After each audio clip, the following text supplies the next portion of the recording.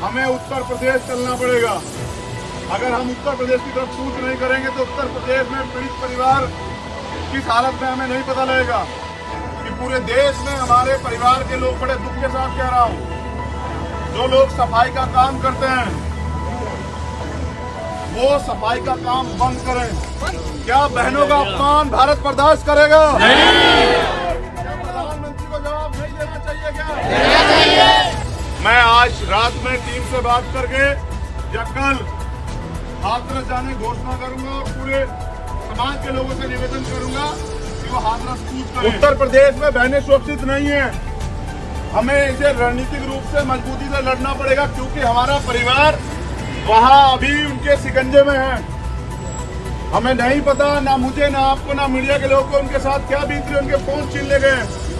यहाँ कॉन्स्टिट्यूशन ने हमें अधिकार दिए हैं, सुप्रीम कोर्ट ने भी अभी कानून बनाया था निजता का, लेकिन मेरा फोन क्यों छीना गया ये पूछ रहा है। मैं ये पूछना चाहता हूँ कि क्या दलित की बेटी भारत की बेटी नहीं है क्या? अगर दलित की बेटी भारत की बेटी है तो प्रधानमंत्री क्यों चुप्पी थामे हुए हैं? वो कौन सी जाति का इंतजार कर रहा है? जब दलितों को नंगा लटकाया जाएगा मार मार के, क्या प्रधानमंत्री उसका इंतजार कर रहे हैं? प्रधानमंत्री चुनाव से पहले बड़े बड़े दावे करते हैं, वो दलितों के पैर धोते हैं, वो कहते हैं दलितों को मत मारो, मुझे मार लो। वो बेटी बचाओ बेटी पढ़ाओ की बात करते हैं। इनके खोखले नारों के पीछे सच्चाई ये है कि उत्तर प्रदेश में कहते हैं राम राज्य चल रहा है। राम राज्य में बच्चों की हड्डियां तोड़ी जाएंगी, उनका रेप किया जाएगा, उनका कत्ल किया जाएगा, उनके शव के साथ जो है दुर्व्यवहार किया जाएगा। पीड़ित परिवार की असहमति के बावजूद उसके शव को जो है पेट्रोल डाल के जलाया जाएगा। ये राम राज्य है। और अगर न्याय के लिए लोग आवाज उठाएंगे तो उत्तर प्रदेश को चारों तरफ से सील कर दिया जाएगा। हमें उत्तर प्रदेश चलना पड़ेगा। अगर हम उत्तर प्रदेश की तरफ कूच नहीं करेंगे तो उत्तर प्रदेश में पीड़ित परिवार किस हालत में हमें नहीं पता लगेगा। मुख्यमंत्री तानाशाही नहीं छोड़ना चाहता। क्या आप नहीं चाहते कि बच्ची को न्याय मिले? चाहते हैं नहीं चाहते? आप चाहते कि और किसी बहन के साथ ऐसा देश में ना हो, तो उसके लिए आपको लड़ना पड़ेगा। तो जैसे मैंने कहा, लड़ाई एक दिन में खत्म नहीं होगी। अगर हमें रोज आंदोलन करना पड़ा, जब तक न्याय मिलेगा तो हमें रोज आंदोलन के तैयार रहना। क्या आप लोग इसके लिए तैयार हैं? आप जान लीजिए, आप ये बात मेरी जान लीजिए, ऐसा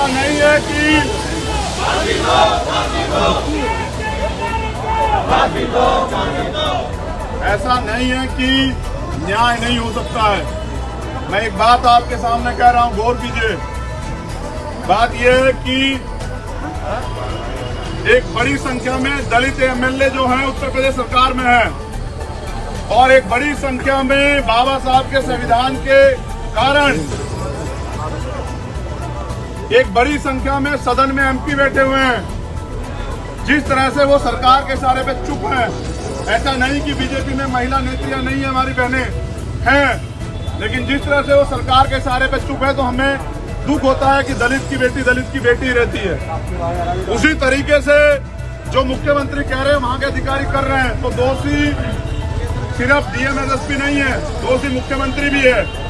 अगर आज मुख्यमंत्री अपने आप को बचाने का काम करेंगे तो क्या 2022 में जब सत्ता पलटेगी मुख्यमंत्री बच जाएंगे? जिस तरह से सबूतों को खत्म करने का और पीड़ितों को पे दबाव बनाने का प्रयास किया, जैसे झूठे बयान एसएसपी और एडीजी दे रहे हैं कि रेप की पुष्टि नहीं हुई है। क्या हम लॉ नहीं जानते हैं? जानते हैं। क्या हमें नहीं पता कि जब बहन निर्भया के साथ ये सब चीजें हुई थी तो अमेंडमेंट हुआ था और उसमें सेक्शन 375 की पुष्टि होती है, क्योंकि पीड़िता का मरने से पहले बयान है, उसका बयान ही उन अपराधियों को सजाएं दिलाने के लिए काफी है। अगर सरकार की नीयत उसे बचाने की होती तो उसको बचा लिया जाता, उसको बचाया नहीं गया, क्योंकि अगर वो बच जाती तो चिल्ला चिल्ला के न्याय मांगती। मैं मांग करता हूँ और आप भी ये मैसेज दें कि पूरे देश में हमारे परिवार के लोग बड़े दुख के साथ कह रहा हूँ, जो लोग सफाई का काम करते हैं वो सफाई का काम बंद करें। बंद करो। क्योंकि कोरोना काल में भी हमारे लोग इस देश की गंदगी को साफ कर रहे थे, लेकिन जो गंदगी इनके मानसिकता में, इनके दिमाग में, इनकी जो मानसिक गंदगी है, अब समय है उसको साफ करने का। इसलिए मैं मांग कर रहा था कि सीबीआई जांच होनी चाहिए, क्योंकि उत्तर प्रदेश में न्याय नहीं मिलेगा। सुप्रीम कोर्ट उसका स्वतः संज्ञान ले और मामले को दिल्ली ट्रांसफर करवाए और सुप्रीम कोर्ट की निगरानी में जांच हो। उत्तर प्रदेश में न्याय नहीं मिलेगा। तो आप लोग इस आंदोलन में मदद कराइए। क्या आप इस आंदोलन में घर तो नहीं बैठेंगे? मैंने पहले पूछा, दोबारा पूछ रहा हूँ और दोनों हाथ उठा के जवाब चाहता हूँ। नहीं। क्या बहनों का अपमान भारत बर्दाश्त करेगा? क्या प्रधानमंत्री को जवाब नहीं देना चाहिए? क्या प्रधानमंत्री की चूक भी हत्यारों को, अपराधियों को संरक्षण नहीं दे रही है? क्या दे रही है? कितनी बार दलित जो गुमराह होता रहेगा? अपनी दिमाग को ठीक करो। अगर न्याय चाहिए, इस देश में बहन बेटियों की सुरक्षा चाहिए, तो हमें संघर्ष जारी रखना पड़ेगा। मैं आज रात में टीम से बात करके या कल हाथरस जाने घोषणा करूंगा और पूरे समाज के लोगों से निवेदन करूंगा कि वो हाथरस कूच करें। बिल्कुल। देखना चाहता हूं कि लखनऊ की जो प्रदेश की जो राजधानी लखनऊ, वहाँ बैठे मुख्यमंत्री की जेलों में कितनी जगह है और वो कितने लोगों को बंद करेंगे? अगर इस लड़ाई में अपनी बहन को न्याय दिलाने के लिए हमें मुकदमे, जेल, गोली, फांसी कुछ भी कबूल करना पड़ा, तो हम अपने आदर विश्व रत्न बाबा साहब अम्बेडकर के दिखाए रास्ते पे चल के और नौजवानों के आदर्श शहीद सरदार भगत सिंह और उधम सिंह के रास्ते पे चल के शहादत देने को भी तैयार रहेंगे, लेकिन इस देश में बहनों का अपमान बर्दाश्त नहीं किया जाएगा। दोनों हाथ उठा के बताओ, अन्याय के खिलाफ लड़ोगे नहीं लड़ोगे? हम तुम्हारे साथ हैं, हम तुम्हारे साथ हैं। जैसा मैंने कहा, ये आंदोलन खत्म नहीं होगा। आंदोलन के लिए आप तैयार होइए।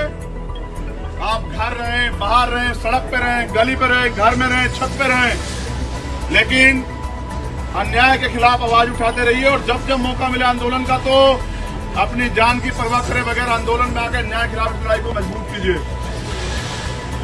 हमें लड़ाई अपने बलबूते लड़नी पड़ेगी, क्योंकि सरकार के जिस तरह के कार्यशैली, उससे स्पष्ट होता है कि सरकार न्याय नहीं देना चाहती।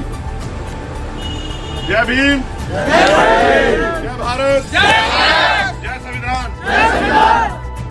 आप सब लोग जुड़े हुए हैं, आप लोग पता है कि कहां से आपको पूरी जानकारी मिलती है। उस जानकारी पर नजर रखिए और आगे का जो भी निर्देश होगा उसको फॉलो कीजिए। और मैं गारंटी देता हूं कि जिस तरह से 29 तारीख को ये हुआ है, उसी तरह को याद कीजिए कि एक बार अंग्रेजों ने भी इस देश के वीर सपूत शहीद भगत सिंह की शव को भी इस तरह जलाया था चुपचाप जाके, और फिर इस देश में रेवोल्यूशन आया था, क्रांति आई थी और अंग्रेजों को भागना पड़ा था। हमारी बहन हमें रास्ता दिखा के गई है, उसने शहादत दी है, फिर क्रांति होगी। कितनी बहनों को भूलेंगे आप? कितने भाइयों की शहादत को भूलेंगे आप रोहित को भूल जाएंगे, आप हाथरस की बेटी को भूल जाएंगे, आप बलरामपुर की बेटी को भूल जाएंगे, आप निर्भया को भूल जाएंगे, आप भदोही को भूल जाएंगे, तो कल ये आपके घर तक भी आएगी आग। समझ रहे हैं? ना भूल लेंगे ना भूलने देंगे।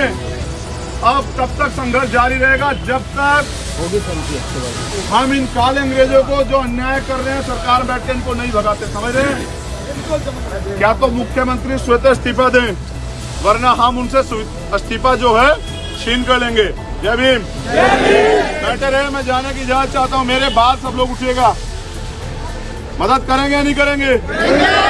बैठे रहिए, अनुशासन का पालन कीजिए और बताइए कि हम यहाँ खुशी से नहीं आए हैं। हम यहाँ आए हैं क्योंकि हमारे दिलों में तकलीफ है। अगर आज हमें कोरोना की परवाह भी नहीं है, तो वो इसलिए है कि हमें अपनी बहनों के सम्मान, स्वाभिमान और